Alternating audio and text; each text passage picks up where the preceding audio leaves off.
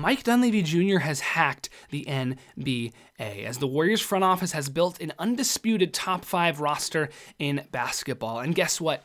Even more help is on the way in the form of De'Anthony Melton, a player who no doubt will fill the only hole in this current Warriors roster. What's going on, everybody? I'm Houston Bill. You're watching Warriors Digest. Another big game tonight for the 4-1 Warriors facing off against the Bucks in Milwaukee. In a 10-game stretch, 8 games on the road, 2 at home, and then we'll have a longer home stretch as well. But man, these next 10 games, absolutely massive, a tough stretch for the Warriors.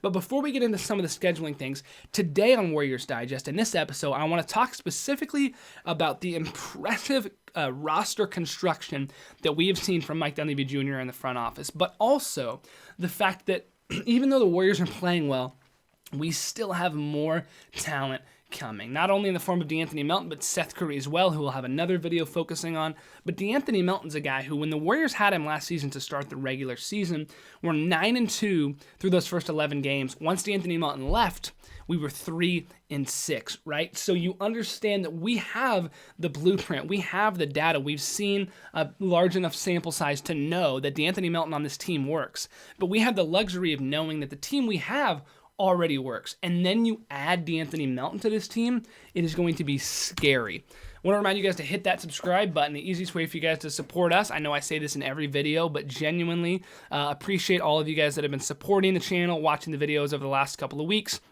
And as the season continues to roll on, as the Dubs continue to pick up dubs, make sure to hit the subscribe button, ring the bell to turn on notifications, and never miss out on any Warriors content here on the channel. So first things first that I want to talk about is the fact that De'Anthony Melton continues to progress from ACL surgery and will be reintegrated into practices over the next 2 weeks, including in Santa Cruz, the Warriors G League affiliate. The Warriors announced yesterday Melton will be reevaluated in 3 weeks, keeping him out until at least late November. Same thing we saw here from Anthony Slater, talking about how he'll be reevaluated again in another 3 weeks in the late stages of his ACL rehab. So initially it's kind of frustrating because we thought maybe it was going to be beginning of November. In fact, we also thought maybe it was going to be the beginning of the season we've had Melton be available. And then it was mid-November, now pushing all the way back to we might not even have him available till we're playing games into the holiday season in December. So yeah, it's frustrating, but we need to just take a moment, take a step back, see where this team is at, where this roster is at, and tip your cap.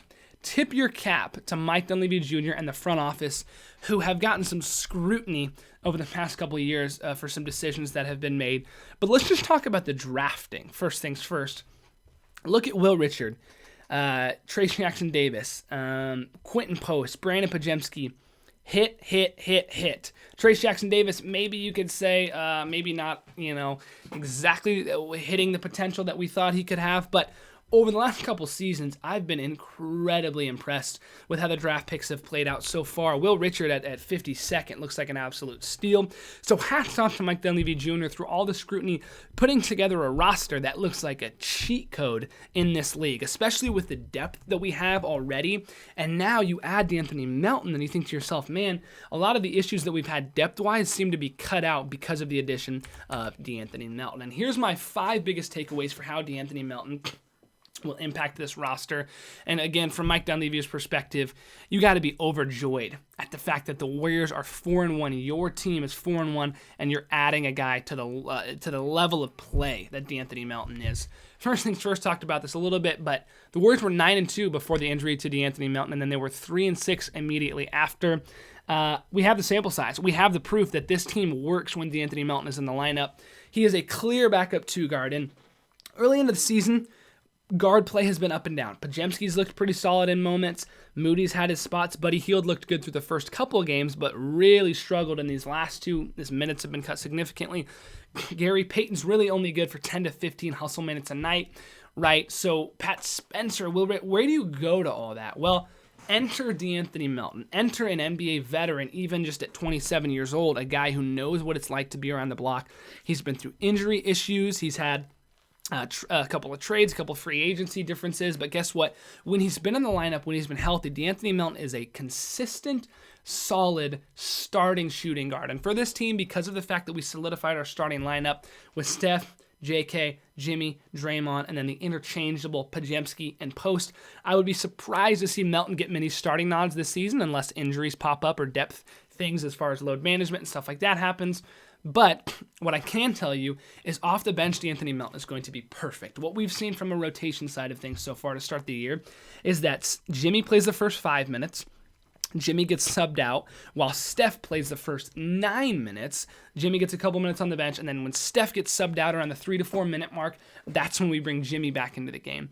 I expect instead of that replacement for Jimmy Butler being Moses Moody or being Pods if he's not starting, or Will Richard, I expect that initial replacement for Jimmy Butler to now be D'Anthony Melton to play alongside Steph Curry, and I think it's going to work perfectly. Again, we've seen what it looks like. This team was dominant when Melton and Steph were on the floor together last year. I expect that to continue to be the case. Great defense and shooting. Those are the two things you need from a consistent guard in this league. Can you guard at a high level? Can you guard the other team's best wing or guard player, even like an undersized guy like D'Anthony Melton? Can you do that? He certainly can. And can you knock down the 3 ball? D'Anthony Melton shot it very well through the first couple of games for the Warriors last season. I expect him to come in, even after the injury, to be prepared, get shots up in Santa Cruz, and be ready to go once we throw him onto the court. And then we already talked about this a little bit, but man, he pairs well with Steph Curry. We saw it last season, and when you just take the DNA of both of these guys and sort of the archetypes of players that they are, Steph Curry's an excellent shooting guard, obviously the greatest shooter we've ever seen. Defense lacks a little bit, right, just because of what he has to do and is asked to do on the offensive floor side of the floor, but I still think Steph Curry's an excellent defender. When you flip that, it's great to pair a great offensive guard with a great defensive guard, which is exactly what this is, right? Because you don't want to have two struggling defensive guards on the floor at the same time. And D'Anthony Melton is certainly that. A fantastic defensive guy you can call upon in big moments, but also hits big shots. Obviously, the biggest game that we saw from D'Anthony Melton was that win against the Mavericks last season, the game he actually ended up tearing his ACL, which was we're down, NBA Cup game. Klay Thompson's first game back in Golden State. We're down 8, maybe 10 with about 3 minutes left. D'Anthony Melton gets a steal, gets a layup, and a three-pointer in the last 3 minutes of that game, ultimately dragging us across the finish line. Steph with the classic, "You better stay here," flexing into the camera.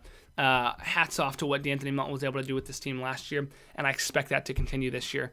And then we kind of talked about this a little bit in the second point, but it adds depth, so it adds even less injury risk and more depth, more guys to back up, your standard guard players on this team in case injuries pop up. And then it cuts to lackluster minutes. So there's been moments where Pat Spencer's been forced to play, where Will Richard has had to play out of his role, and adding D'Anthony Melton just cuts that out. It cuts out the awkward minutes where we don't know who to go to, because it's going to be clear now. I expect D'Anthony Melton and Moses Moody to get most of the backup shooting guard, small forward position minutes, right? And then Gary and Will, I expect those two guys to get a little bit of that fill-in as well when Moody or Melton or Steph or Pods aren't in the game. But it cuts those back, and you're just able to, like, this is a A- team right now. D'Anthony Melton makes this team an A. In order to get to that A+ standard, you just have to get later in the season. I can't put the A+ category on us yet because it's still so early and we have such a small sample size of what this team can fully do, right? But I do think this is an A- team. When we bring Melton back, it cuts out the awkward rotational minutes. It makes us an A team, and all of a sudden, we got a lot of exciting things happening with this roster, and I expect this team to be very good with him on the floor. Looking at these next 8 games, the first one obviously tonight tips off at 7 p.m. depending on where you are. 7-1 is what Curry Fleury predicts. We talked about this in this morning's video as well, but it's going to be a tough stretch. It all starts tonight. Find a way to win 5 of these games, right? You can't split this 4-4. You got to win 5, or at least 5, probably, hopefully 6. 7-1 would be ambitious. 8-0 would be incredible. If we go 8-0 and we're sitting at 12-1, I mean, imagine what this team has the potential to do. Bucks game tonight. If you want to see my predictions for all of those games, go watch this morning's video. But again, I appreciate you guys supporting the channel.